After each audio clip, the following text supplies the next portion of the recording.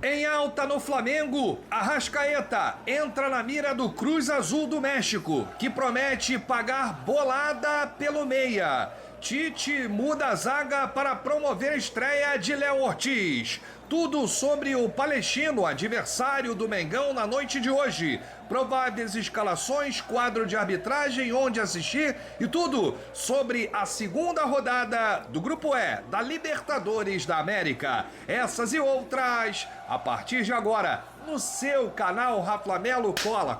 Cola esse dedo no like, ajude muito o nosso canal. Continue compartilhando os nossos conteúdos. Se você ainda não é inscrito, aqui embaixo tem um botão, é muito importante a sua inscrição para o crescimento do nosso canal. Não se esqueça sempre de ativar o sininho para receber todos os nossos vídeos. Raflamelo 81 nossa gente.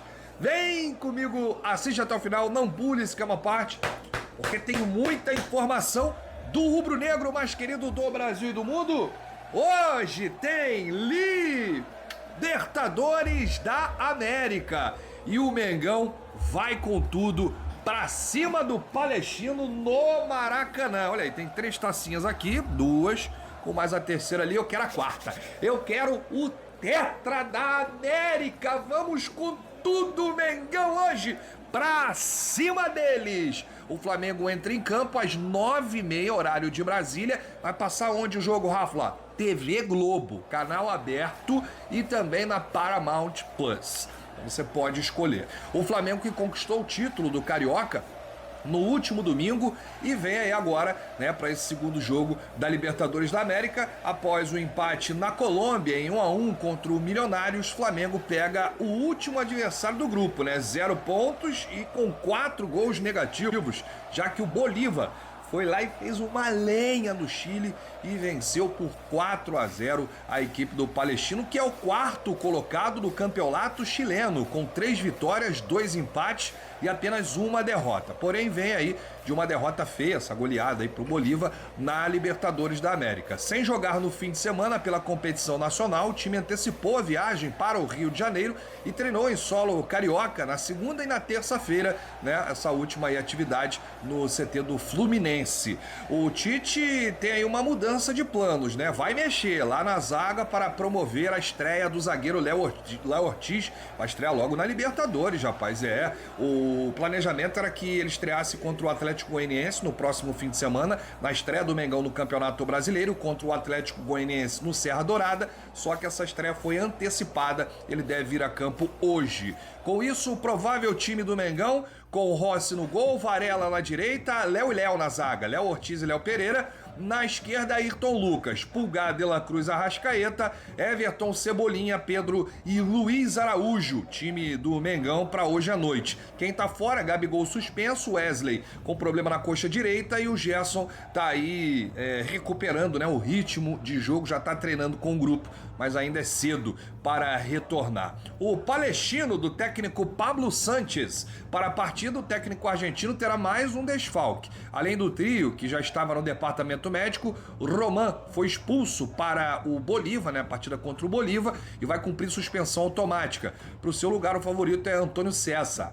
E aí, a provável escalação do Palestino: Rigamonte no gol, Rojas, Antônio César, Soares e Zúñiga.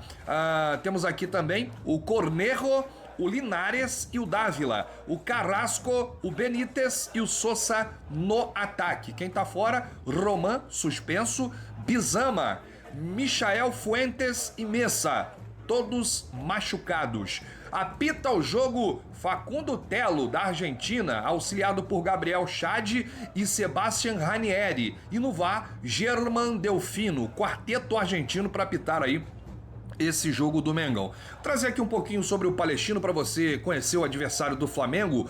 Pablo Vitamina Sanches chegou à equipe no ano passado e conseguiu mudá-la da água para o vinho, né? Tanto que a vaga na Libertadores terminou aí nas mãos do Palestino. O comandante costuma atuar no 4-3-3, uma equipe bem ofensiva, buscando sempre o apoio de Zúñiga e Rojas, os dois laterais. Apesar desse esquema, a principal característica da equipe é a transição rápida, buscando um contra-ataque para finalizar em gol. No ataque, a equipe depende bastante da dupla Brian Carrasco e Gonzalo Sousa. O primeiro é considerado o principal criador da equipe, sempre buscando um toque de classe para deixar o segundo na cara do gol. A dupla, inclusive, lidera a artilharia do Palestino na temporada. Todos os olhos da forte defesa do Flamengo devem estar nesses dois atletas.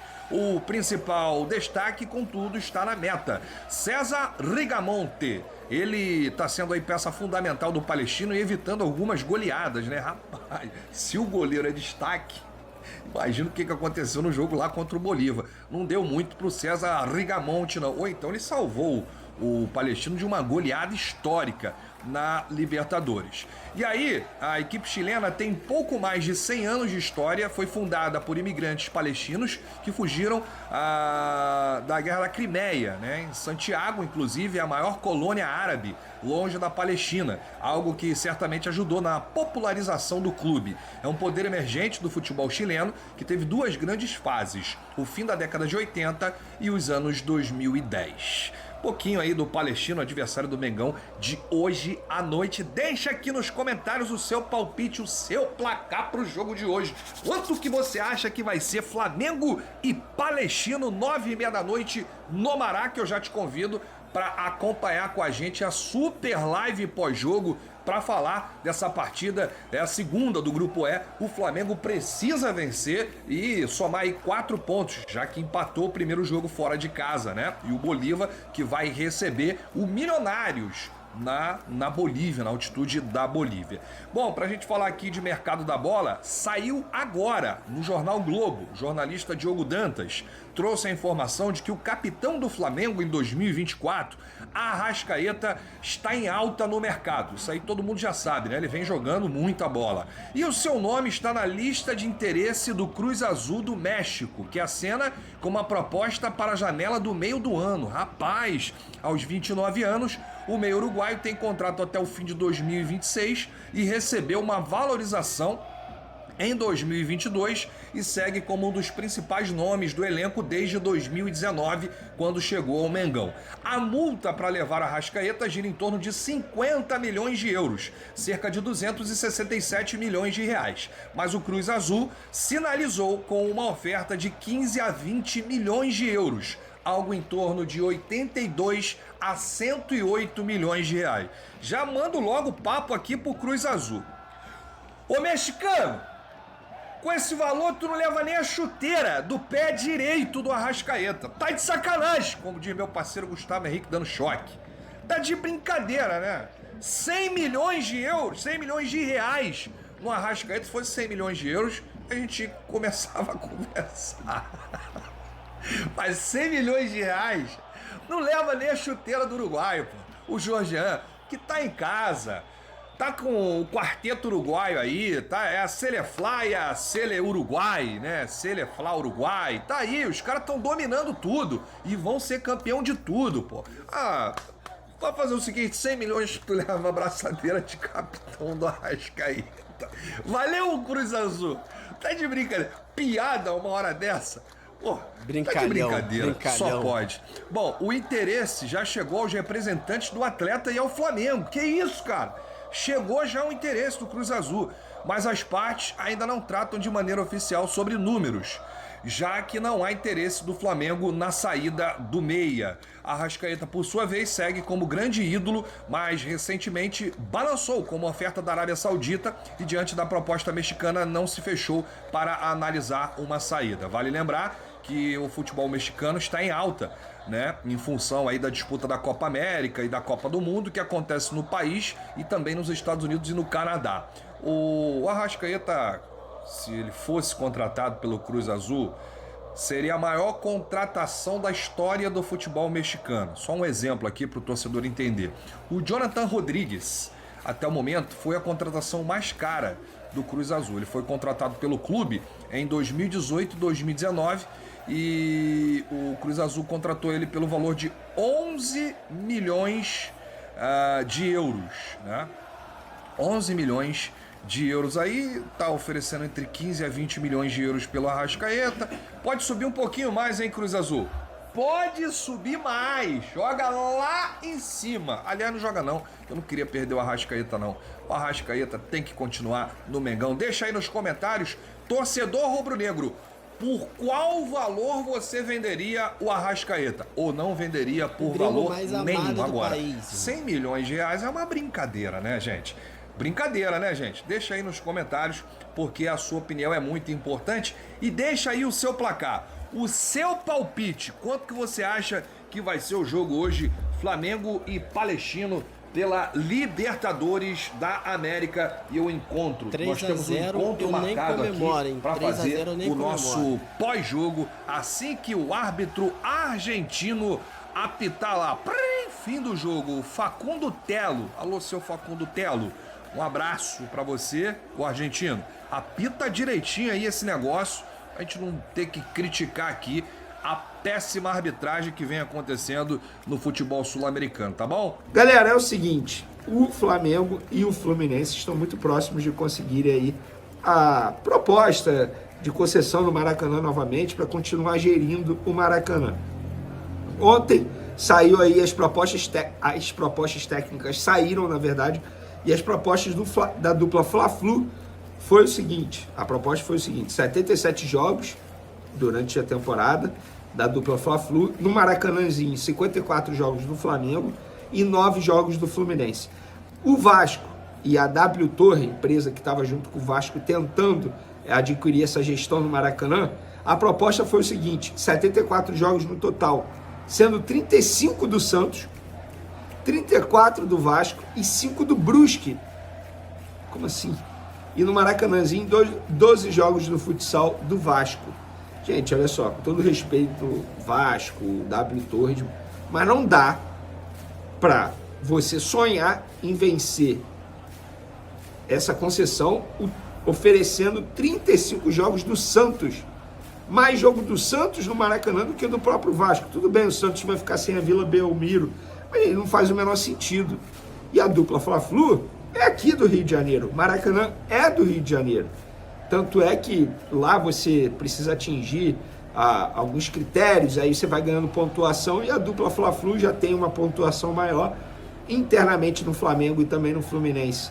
Eles já até comemoram isso, essa causa ganha, digamos assim, em cima do Vasco, porque o Vasco de fato estava tentando pegar essa gestão no Maracanã, e o Flamengo precisa ter o Maracanã enquanto decide e define essa situação envolvendo estádio próprio. O Flamengo quer tirar do papel a construção do estádio próprio, mas enquanto não tira do papel, precisa ter onde jogar. E onde jogar é no próprio Maracanã.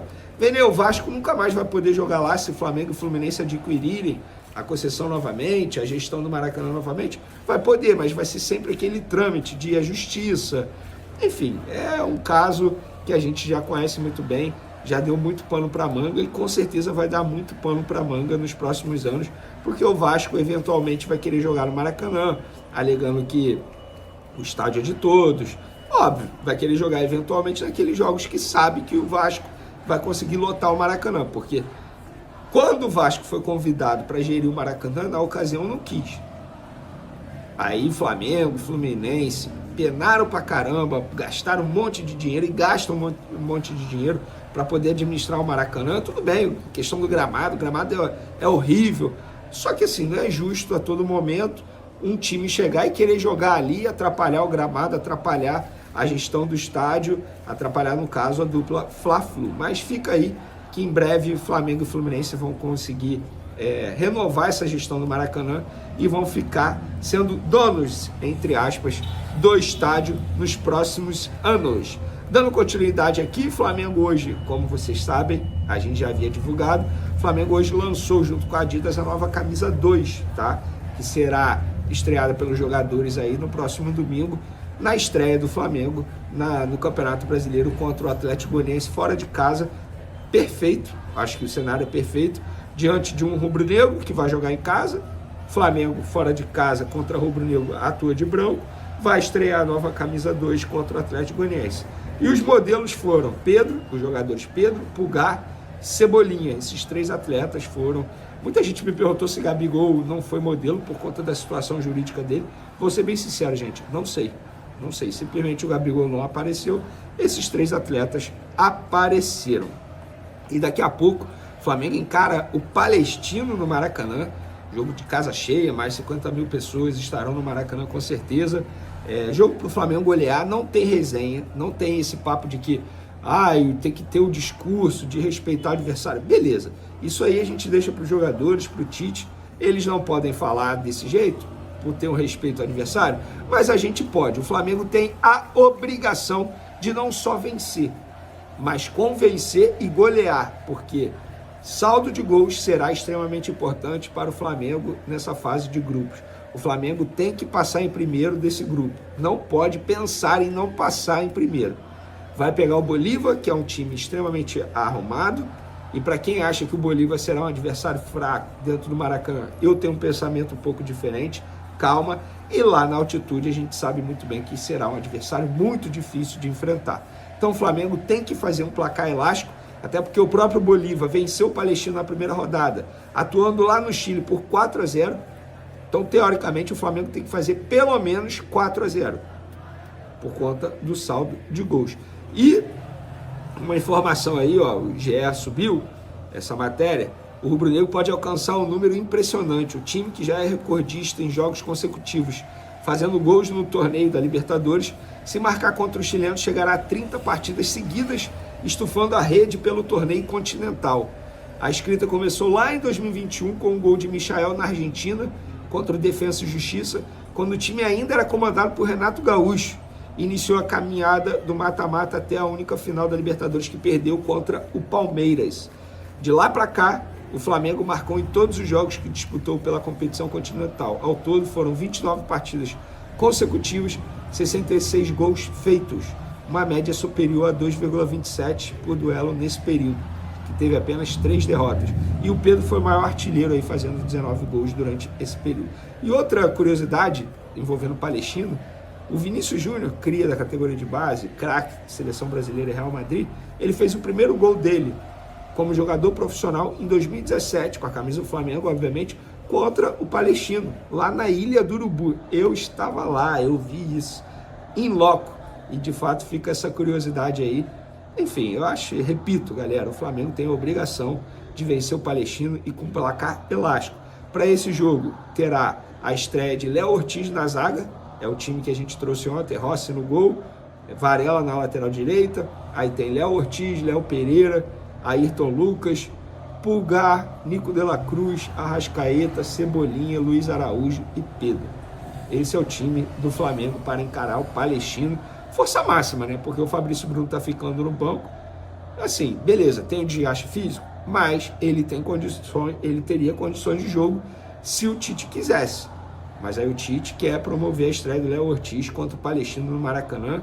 Eu acho que é uma forma de também deixar o caminho mais fácil para o Léo Ortiz, porque se ele estreia contra o Atlético Goianiense fora de casa, seria uma estreia mais complicada para ele. O Atlético Goianiense hoje é um time melhor que o Palestino, ainda mais jogando dentro do seu território. Então, inclusive o Atlético, fica aqui os parabéns para a gestão do Atlético Goianiense, do Adson Batista, conseguiu pela primeira vez na história o tri do Campeonato Goiano. Jair Ventura é o treinador. Então não é um adversário mais fácil que o Palestino, para quem acha isso, muito pelo contrário. Talvez por conta disso o Tite tenha optado por Léo Ortiz estrear hoje. Para finalizar nosso vídeo, o site O Globo, matéria assinada por Diogo Dantas, diz o seguinte: Cruz Azul do México sinaliza com bolada no meio do ano para tirar a Arrascaeta do Flamengo. A multa do meio uruguai gira em torno de 50 milhões de euros, mais de 260 milhões de reais, mas o clube mexicano acena com uma proposta entre 15 e 20 milhões de euros, 82 a 108 milhões de reais. O interesse do Cruz Azul já é do conhecimento do staff do Arrascaeta e também do Flamengo, mas as partes ainda não tratam o tema de forma oficial, já que a diretoria rubro-negra não tem interesse em vender. Gente, posso ser bem sincero? Beleza, é uma bolada, legal, mas não é para vender, né? O Flamengo não é um clube que precisa de dinheiro. Beleza, aí você vende o Arrascaeta por esse valor aqui, 20 milhões de euros, supondo. Quem me garante que o próximo jogador que o Flamengo contratar por 20 milhões de euros vai render o que o Arrascaeta consegue render hoje? Já adaptado, ídolo, capitão. Eu não venderia. O Arrascaeta ainda tem muitos anos aí pela frente para poder jogar o seu futebol com a camisa do Flamengo. Mas eu quero saber a opinião de vocês. Vocês venderiam ou não? Podem comentar à vontade aí. Tamo junto. Salve, nação rubro-negra!